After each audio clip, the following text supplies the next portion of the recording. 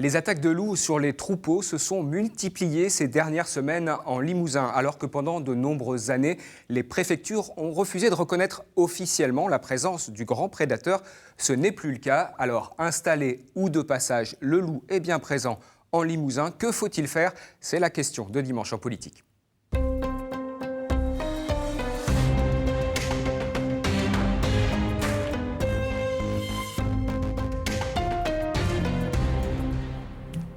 Bonjour à tous. Pour ce numéro de Dimanche en politique, nous parlons du loup en Limousin. Sa présence est avérée et les éleveurs de moutons en particulier font face à des attaques très nombreuses ces dernières semaines. Il faut réagir, mais tout le monde n'a pas le même point de vue sur ce qu'il faut faire. Nous allons en parler avec nos invités aujourd'hui. Je fais d'abord les présentations et je commence par vous, Pascal Lerousseau. Vous êtes président de la Chambre d'agriculture de la Creuse et vous êtes syndiqué à la FNSEA. En face de vous, un homme de la terre, également Nicolas Aubineau. Vous êtes paysan, éleveur et vous étiez proche de la Confédération paysanne. En duplex, depuis la Drôme, Adrien Ragenbass, éthologue, spécialiste donc du comportement des animaux et président également de l'association Umbaba, dont le but est, je cite, promouvoir concrètement le sauvage dans le paysage social des hommes. Et puis Pierre Rigaud, également en duplex, depuis les studios de France Télévisions à Paris, naturaliste indépendant. Vous êtes auteur d'un ouvrage sur l'animal qui nous préoccupe aujourd'hui. C'est sorti en 2020. Ça s'intitule « Les loups, un mythe vivant » et c'est édité chez Delachaux et Niestlé. Et pour commencer cette émission, je voudrais qu'on essaie de comprendre pourquoi le loup, on en parle tant cet hiver. Ici en Limousin, Adrien Ragenbass, d'où viennent ces loups et pourquoi se sont-ils installés, sont-ils aussi présents désormais ? Alors, bonjour à tous. Alors, le loup, en France, les études scientifiques attestent toutes que les loups français actuels viennent de la population italo-alpine. C'est-à-dire, ils ont toujours été protégés en Italie. Ça a été l'un des deux derniers refuges avec l'Espagne en Europe occidentale.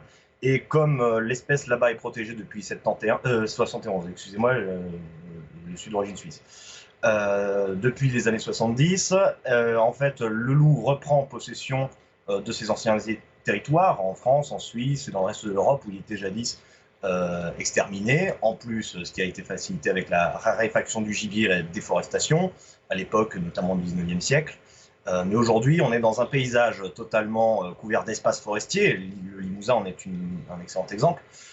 Couvert de gibier. C'était attendu ? Ah, c'est d'une suite logique. Vous savez, le loup, c'est un animal ubiquitaire, c'est-à-dire qu'il s'adapte à toutes les situations. Et on ne le voit jamais. Vous prenez comme un renard avec la même intelligence, une intelligence sociale digne de celle d'un grand singe, et qui s'adapte à tous les milieux et qui s'attaque autant aux canards jusqu'aux bisons, par exemple, en Amérique du Nord. Il s'adapte à tout. Très généraliste et opportuniste. Pierre Rigaud, vous avez la même vision. Vous venez d'entendre ce que vient de dire Adrien Ragenbass. C'était inévitable que le loup finisse par s'installer sur nos territoires ici en Limousin ? Inévitable, alors s'installer ou au moins passer, mais de toute façon, les loups ont un mode biologique de dispersion qui fait qu'ils partent souvent à grande distance de l'endroit où ils sont nés, en tout cas une partie d'entre eux. Et étant des animaux territoriaux, ils ne peuvent pas être trop nombreux sur un territoire, donc les populations du sud-est de la France, c'est-à-dire le principal secteur où est présent l'espèce aujourd'hui dans le pays, de ces endroits-là partent régulièrement des loups qui vont un peu partout en France et ensuite, par chance ou de façon absolument imprévisible pour nous, on ne peut pas prévoir la date et l'endroit précis, mais ce qu'on peut prévoir, c'est qu'effectivement, les loups vont s'installer, vont arriver un jour ou l'autre, et le Limousin est un secteur favorable, donc c'est évident que des loups, si on les laisse du moins s'installeront. C'est une bonne nouvelle pour la biodiversité, il faut le dire. Alors, ce loup qui est installé, vous dites bonne nouvelle pour la biodiversité, des grandes complications pour tout l'élevage ici en Limousin. On en a fait le constat ces dernières semaines avec de nombreuses attaques.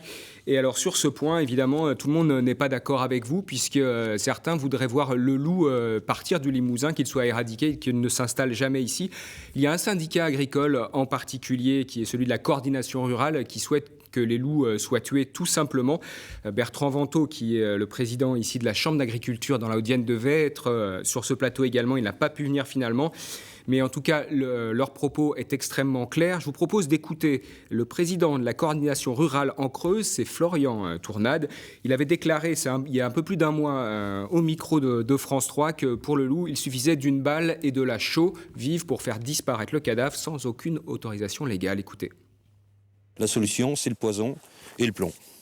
Donc nous, on invite les agriculteurs à prendre leur fusil de chasse et quand ils voient un loup, c'est de le tuer et de le faire disparaître et de rien dire. Ce que vous dites à tous les agriculteurs, c'est aujourd'hui d'enfreindre la loi. Oui. Oui, tout à fait, oui.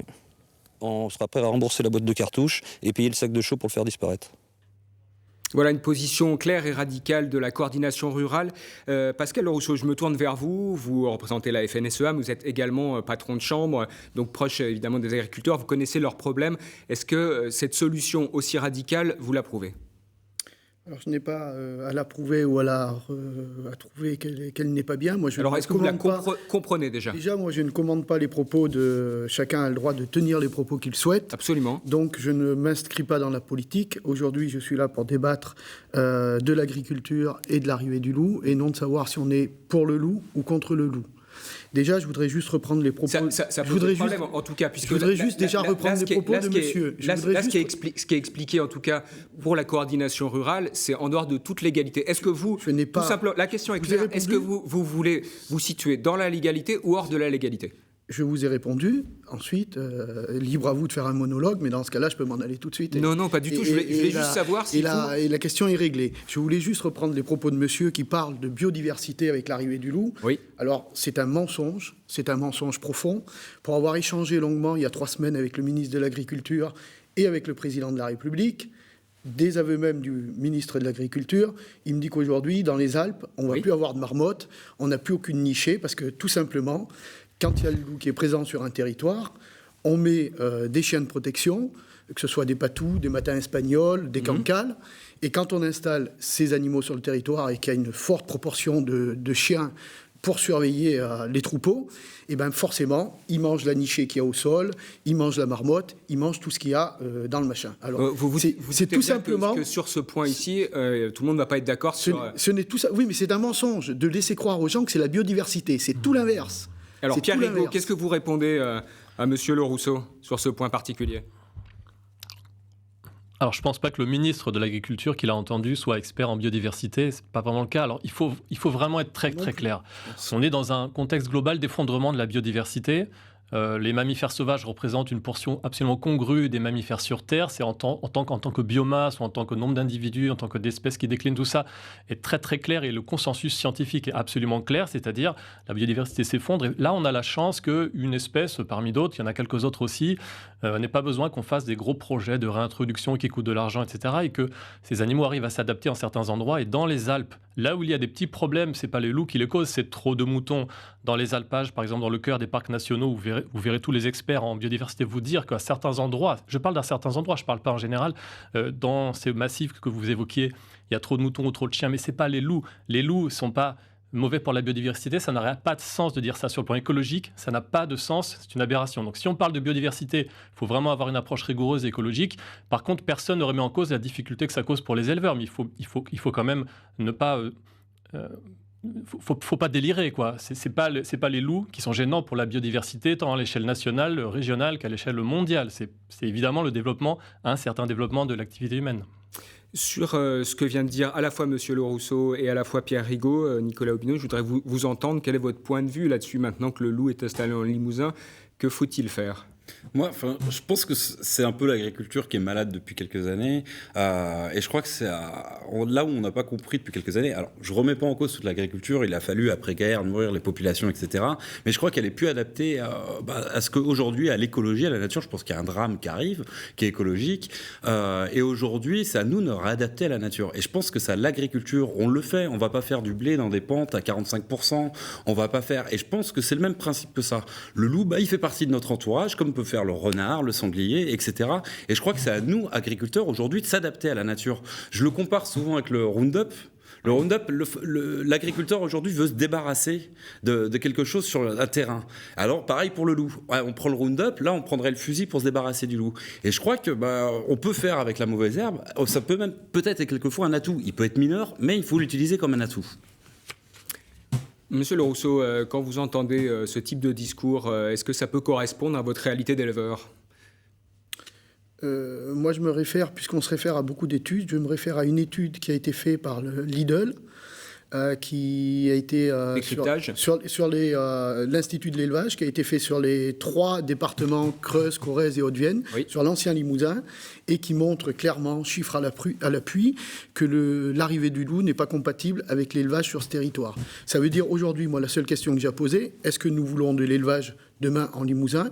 Oui, non. Une fois qu'on a répondu à cette question, on peut passer à la deuxième.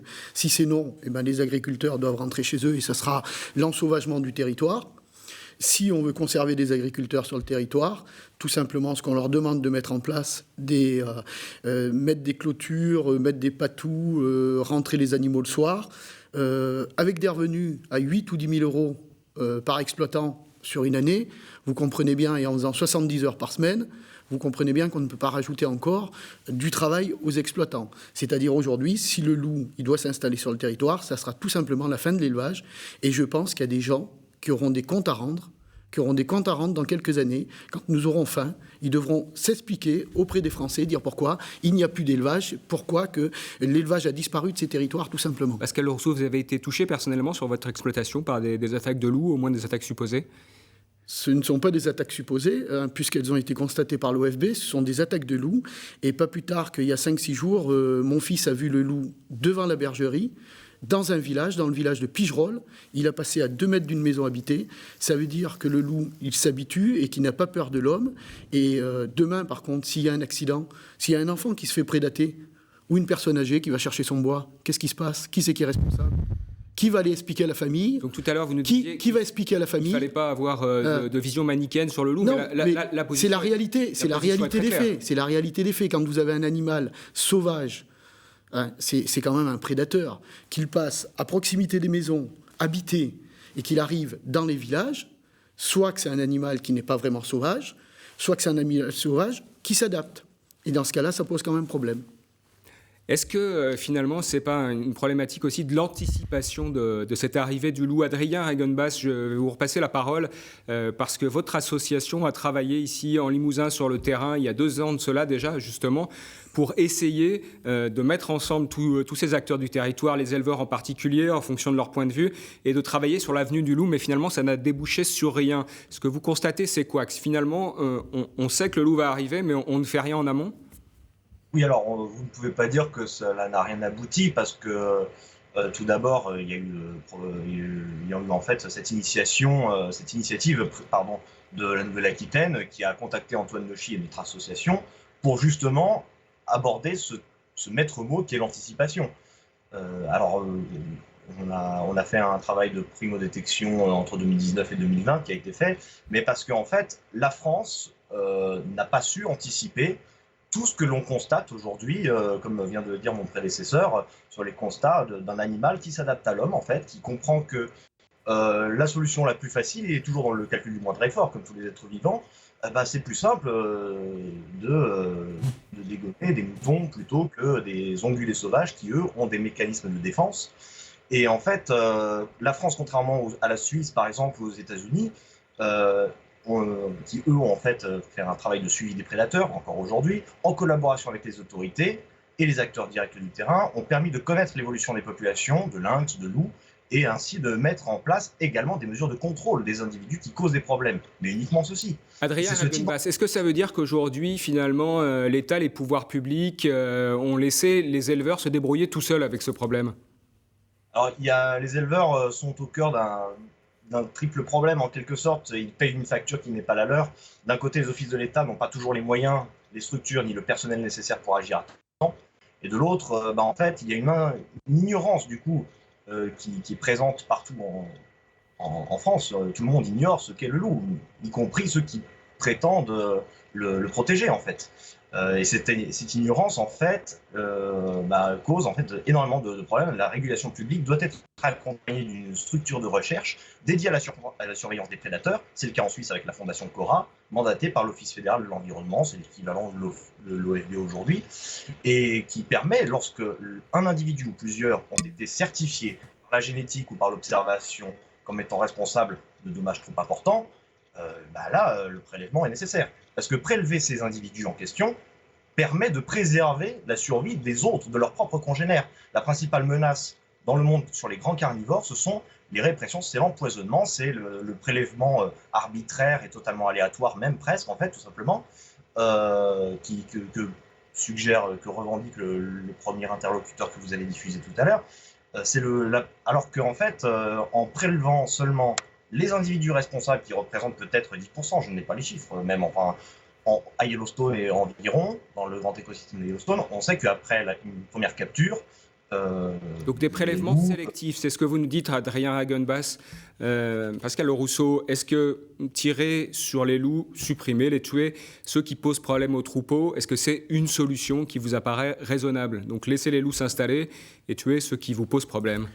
Laisser les loups s'installer, je pense que dans le Limousin, c'est incompatible avec l'élevage, puisque je vous ai dit que l'étude faisait ressortir qu'il fallait s'équiper plus de 100 000 € sur les exploitations, mettre des filets, mettre des patous. Donc ça, c'est pas une solution. Techniquement, c'est pas possible. Après, moi, j'ai rien contre le loup. Je veux dire, le loup, c'est une bête qui a le droit de citer comme les autres. Par contre, sur notre territoire, avec des revenus à 8 000 € et avec des charges en plus et du travail en plus, c'est pas possible. Mais par contre, je rejoins tout à fait la personne qui a parlé précédemment, de dire que les loups qui posent problème, ceux-là, il faut qu'ils soient prélevés. Un loup qui rentre dans un village, c'est un loup à problème.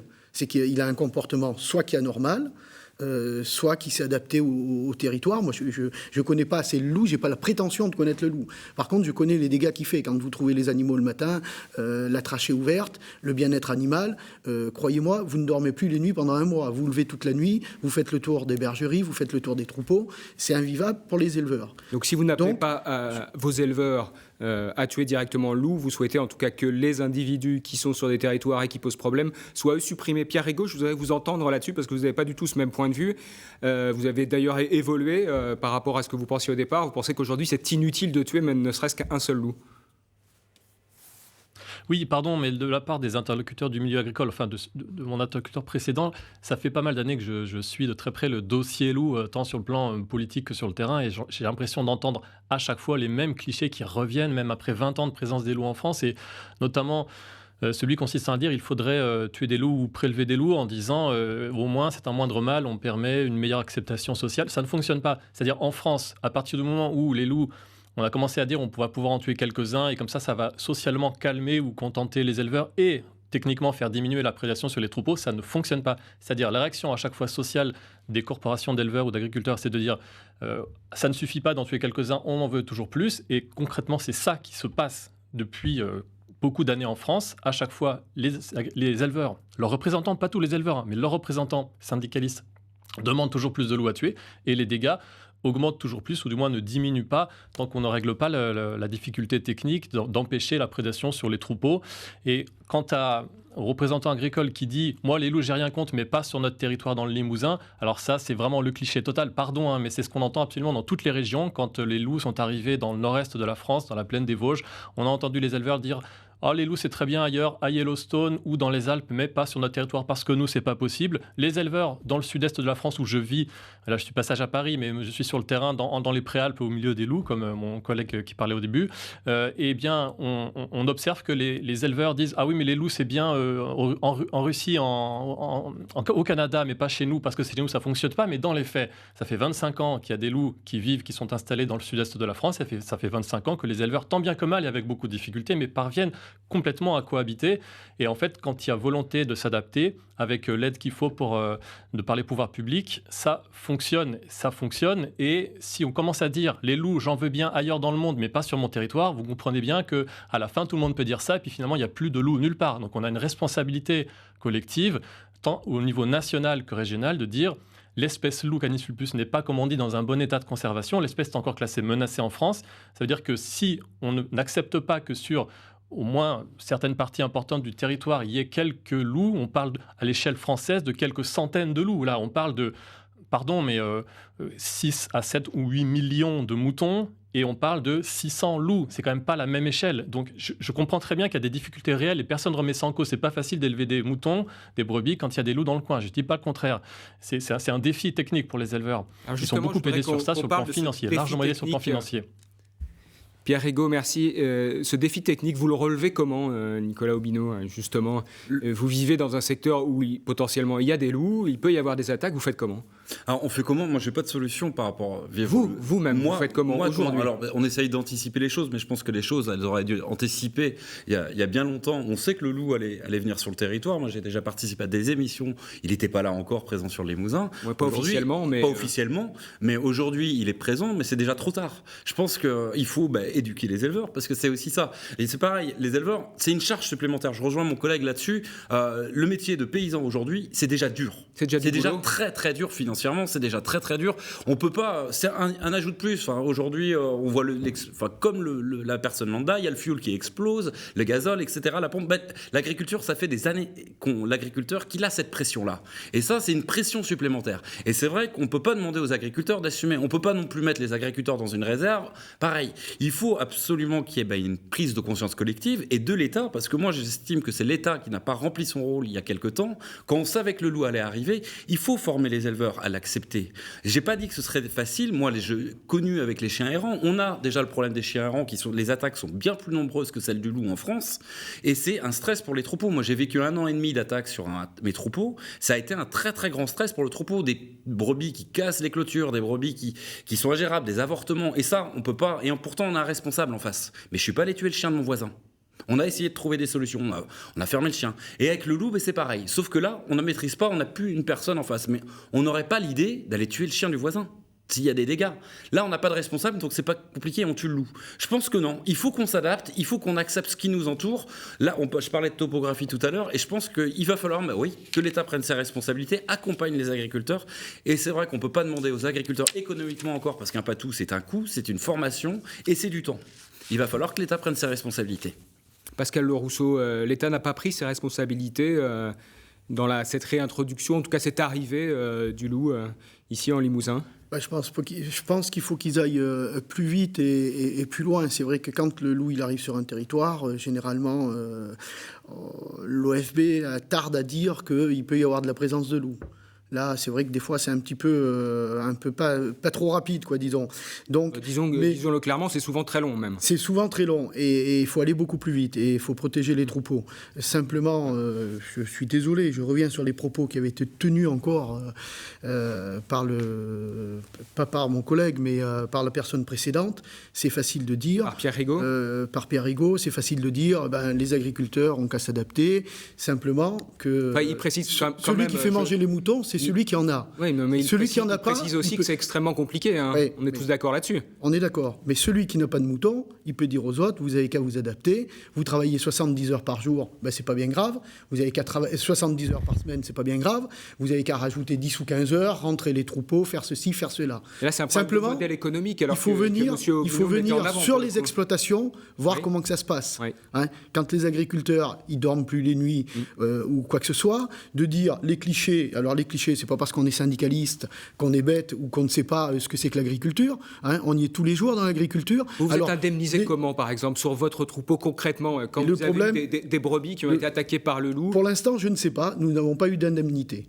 Nous avons rempli des dossiers, nous avons rempli des papiers, nous n'avons rien touché pour l'instant. Donc, je ne peux pas vous dire, le jour qu'on aura reçu l'indemnité, je pourrais vous dire ce qu'on a touché par brebis. Là, je pourrais être clair avec vous. Là, je ne peux pas parce qu'on ne sait pas au jour d'aujourd'hui. Et ce délai, justement, c'est ça aussi que vous mettez en cause? Mais le délai, le problème, c'est pas le remboursement. On n'élève pas des moutons pour les faire souffrir, pour les faire tuer, pour les faire aujourd'hui. Mais enfin, quel est ce pays où on joue les enfants gâtés?